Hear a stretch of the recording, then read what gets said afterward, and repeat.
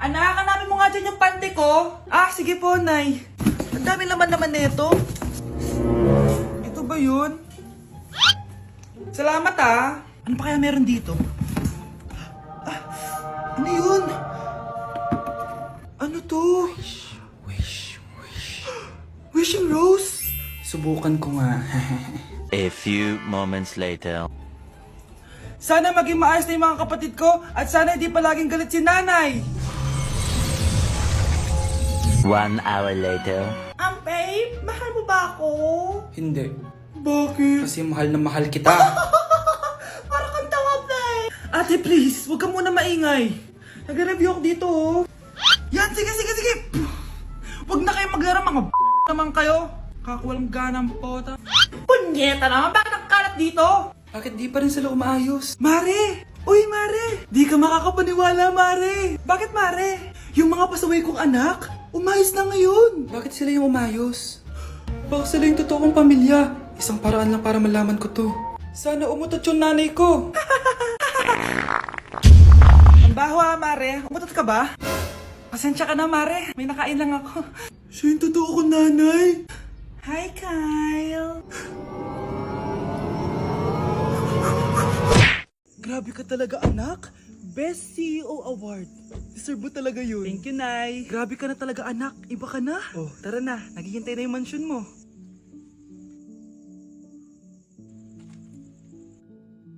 Hoy, ikaw. Wala ka mararating sa buhay. Alam mo kung bakit? Kasi mahirap lang pamilya mo. Ang malas mo naman, pinanganak ka mahirap. Akala mo ba makakaahon kayo sa kahirapan sa pag-aaral mo? Sa panaginip mo. Kaya kung ako sa'yo, mag-drop ka na. Kasi wala ka naman mararating.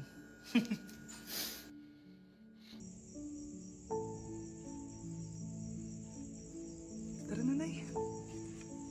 Anak, alis lang ako ah. Bibili lang ako ng pagkain. Ah, sige po, Nay. Ikaw muna magbantay sa kapatid mo ah. Bye, anak.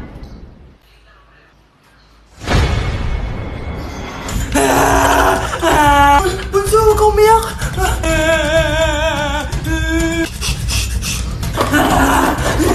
Eh, meron ako man dito. Meron ako airplane, no?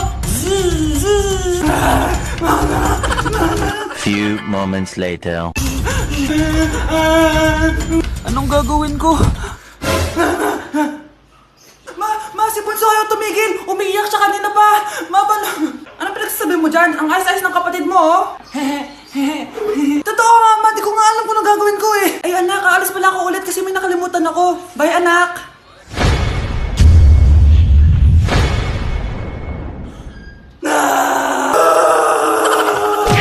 Anak ko, Jollibee, oh. Jollibee! Oh, tulog ka na ulit. Kain tayo dun, Mami, sa Jollibee. Nay! Nasusuka ako! Diyos ko! Yan na nga ba sinasabi ko eh! Buntis ka na! Ang hart-hart mo kasi! Buntis agad? Di lang ako sanay sa biyahe kaya ako nasusuka! OA mo! May naririnig na naman ako! Sakit sa tenga!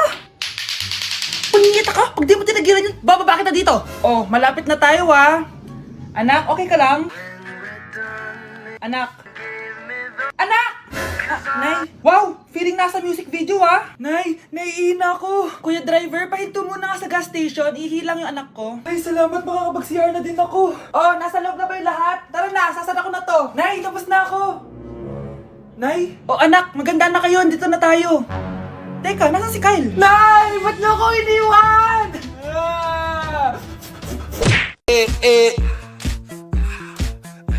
Like sugar on my tongue, your body so sweet. Ayan! Kaya pala ang laki ng bill ng kuryente natin. Nakabukas pala na matagal yan. Anay, uso kasi to yung sugar on my tongue. Sugar on my ganun. May alam din ako uso na pwede mong gawin. Talaga, Nay? Ano yun? Gagawin ko. Walang baon for a day. Ipambabayad ko sa kuryente yung baon mo. Nay naman eh. Ito na, isasara ko na to. Huwag mong babawasan baon ko ah. Akin na nga tong cake na to. Sige na, pumasok ka na sa kwarto mo.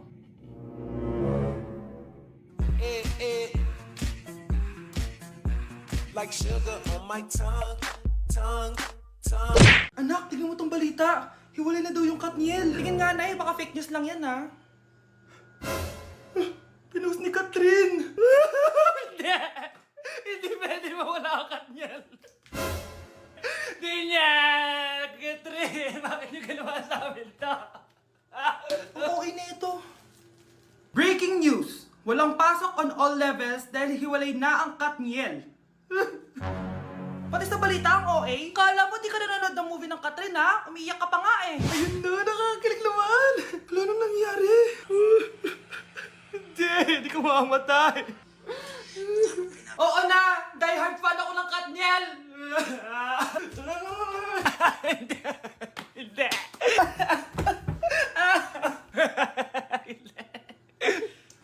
Kaibigan ko, nilapitan ko hanggang sa may diwata na pagdilat ko. Nalasing kagabi, ang galing katabi, kanabi.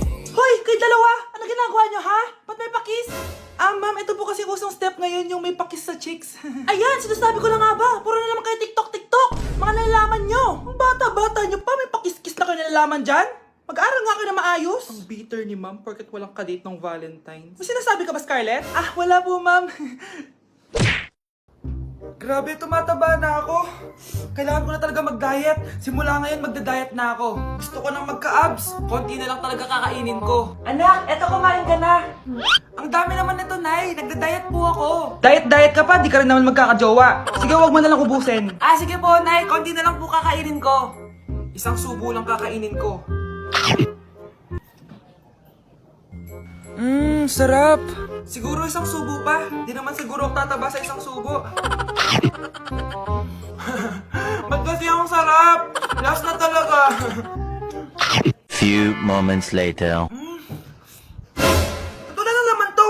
Kanina puno pa lang to Oh, anak, kala ko nagda-diet ka. Akala ko din, Nay. Next year na lang ako magda-diet. Naipad dalawang plato, gutom pa ako eh. Okay lang yan, anak. Kahit mag-diet ka, di ka pa din crush ng crush mo. Aroy, tinanggalan ako ng ngipin. Napakalaki ng tinanggal sa akin.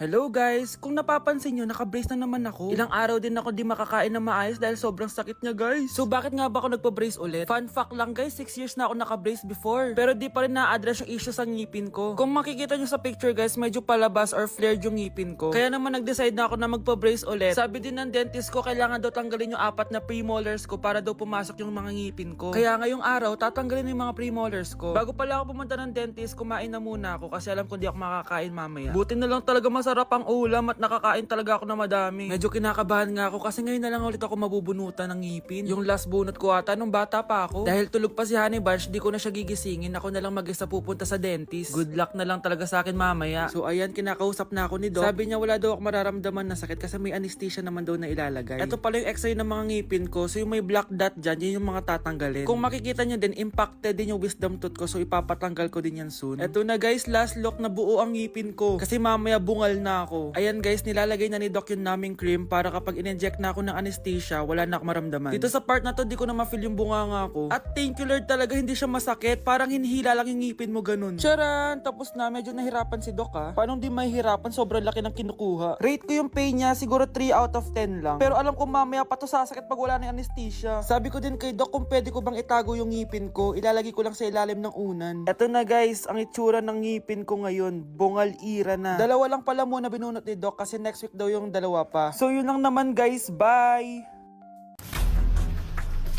Pre, handa ka na ba? Eto na ba yung bahay? Oo, tara na, magnakaw na tayo. Parang bahay to ng crush ko Bilisan mo! Ito na! Eto na, balita ko mayayaman yung mga nakatira dito. Yayaman na tayo! Bukas, tara na! Haha! Mukhang mahal to Yayaman na ako nito.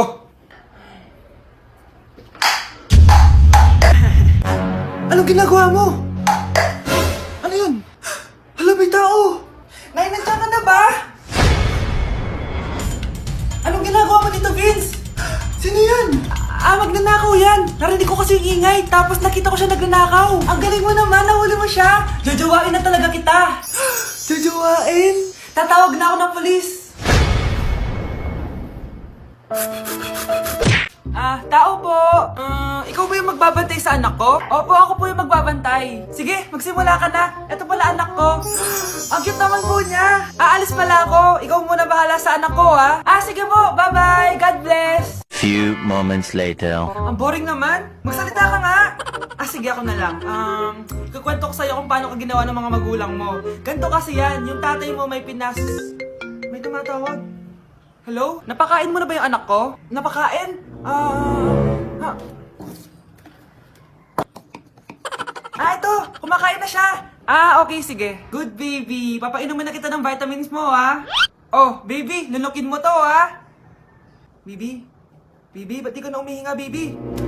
Baby, ilabas mo! Ilabas mo! Dito na ako!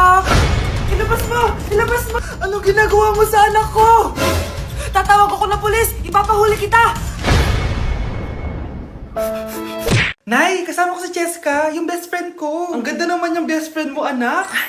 Oh, kumain na kayo dito. Ay, hindi na, Nay. Busog pa kami, di ba? Opo, tita. Sige. Pasok na kami sa kwarto, Nay, Tara na. Tagal na natin di nagkita, bes. Oo nga pero syempre, best friend pa din tayo. Basta, walang iwanan Oo naman, walang iwanan. Hanggang sa kabilang buhay pa yan. Lucia, bata pa tayo. Matagal pa yan. Manood na nga tayo. Sige, kunin ko lang ang mga chichirya natin. Mare! Oh, Mars, ang ginagawa mo dito? Nandiyan ba si Scarlett?